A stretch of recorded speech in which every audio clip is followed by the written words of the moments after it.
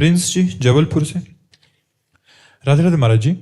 महाराज जी, जब आप गंगा किनारे रहते थे तब आपको कई दिन तक भूखे रहना पड़ता था, फिर भी आप शरीर से बहुत बलवान थे ऐसा बताते हैं। हम दिन भर खाते रहते हैं महाराज जी, फिर भी दुबले पतले से हैं हमारे। इसका क्या कारण महाराज? हम प्रसन्न रहते हैं। आज भी हम अभी अपने जनों से किसी से कह रहे थे कि हमें रोग के चिंतन करने का स्वभाव नहीं है। हम ना चाहते हैं कि हमारा कभी चिंतन शरीर या रोग का हो, इसलिए हम प्रसन्न रहते हैं और प्रसन्नता के कारण हम स्वस्थ रहते हैं। भयानक रोग होने पर किडनी फेल है, रोज डायलिसिस हो रहा है, और पर हम एक अपने को स्वस्थ मानते हैं, हम बीमार नहीं मानते, और भगवान का चिंतन और ऐसी हम दिनचर्या बनाते हैं जिससे हम ये सोच ही ना पाए कि हम रोगी हैं।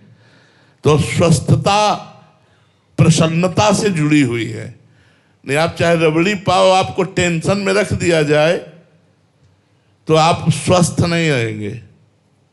आप नमक रोटी पाओ और आप प्रसन्न रहो तो आप में बहुत बल तेज आदि आ जाएगा। तो गंगा जल में संपूर्ण सामर्थ्य है। जैसे गौ के दुग्ध में, वैसे गंगा जल में हमने अनुभव किया है। गंगा जल में वो सब पोषक तत्व हैं जिनसे आदमी मरेगा नहीं और पौष्टिक बलवान होकर के चलेगा। 2-4 दिन थोड़ा नए नए में लगेगा ऐसा, पर अभ्यास करने पर, जैसे नर्मदा जी हैं, गंगा जी हैं, इनके जल में पोषक तत्व है जो हमें चाहिए जीवन जीने के लिए, वो उसमें है। तो जैसे भूख से व्याकुल होकर गंगा जल भरपेट पीते थे, हम में बिल्कुल वैसे ही पावर आता था जैसे गाय का दूध पीने पर।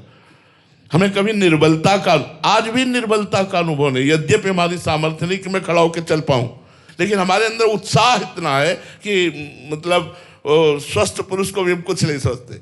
ऐसा स्वस्थता है अंदर, प्रसन्नता है, वो भगवान की शरण के कारण।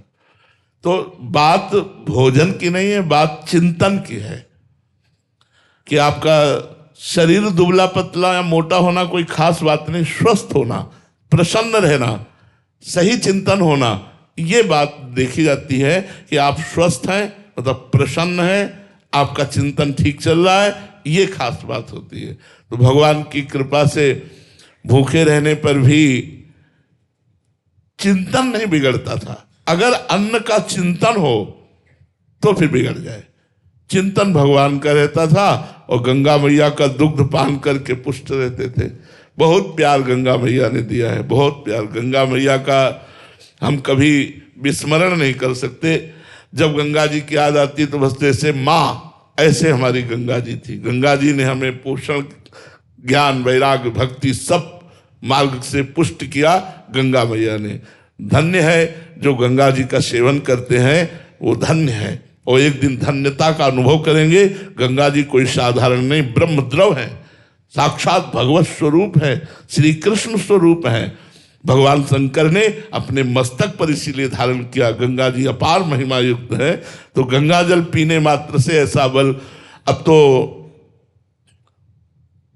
लगभग 28 वर्ष 29 वर्ष हो गए होंगे गंगा जी की धारा नहीं देखी, क्योंकि वृंदावन खंडवास और वैसी दिनचर्या है।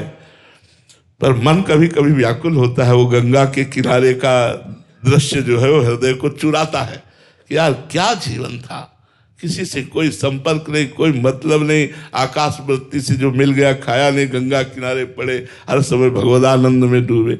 ये कोई सत्य वस्तु नहीं है, आप सच्ची मानिएगा।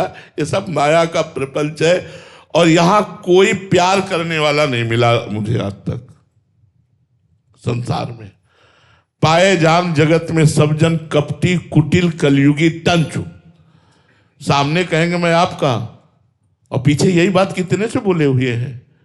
सामने ऐसा प्रदर्शन करेंगे, पीछे क्या है। तो सत्य वस्तु भगवान में चित्त लगाने से हर समय मन प्रसन्न रहता है और शरीर के दुख सुख का प्रभाव नहीं पड़ता। इसलिए आनंद में जीवन हो जाता है, परमानंद में जीवन हो जाता है जो भगवान के चिंतन में रहता है।